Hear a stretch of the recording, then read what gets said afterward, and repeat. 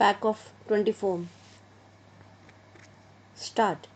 Staff might be appointed for him and office space might be provided for him. It is because of this that certain misgivings have arisen in the minds of some of the members, and they want it to be made perfectly clear that the staff will be appointed not only for the ex-president but will be appointed by the ex-president, and it will be his wishes and his desires that will be taken into account when a particular person is being appointed. Also, regarding the office which is engaged for him, his wishes should be taken into account so that he knows what would be a convenient place for him and he may try to get that place. Another reason for insisting on what I consider to be an important detail is that if the government appoints the staff for the ex-president, then automatically they become government servants because they have been appointed by the government. It may be that in the rules a clarification might be attempted whereby they may be exempted from some of the service conduct rules which are applicable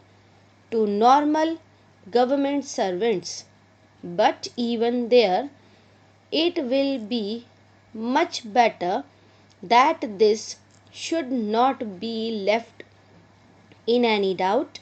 and that these persons that are appointed to assist the ex-president in his secretarial task are appointed by the ex-president himself. They would be the staff of the ex-president and would not be appointed by the government for the ex-president and would not be government servants. This point ought to be made quite clear so that the ex-president has got all the right of determining the service conditions of the people appointed by him, of course subject to the overall limit which has been provided and to my mind rightly provided in the bill. Within that overall limit, perhaps it will be much better to leave the rest of the matter to the president himself so that we may also express our further confidence in the president to the effect that he would utilize it with discretion and with all sense of responsibility and fair play, and taking into account the interests of the public and the public exchequer too.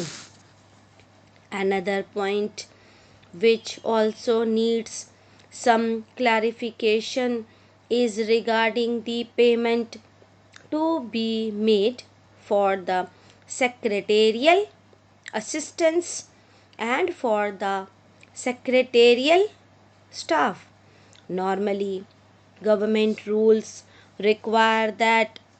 whenever any such demand is made on the public exchequer or on the consolidated fund of India,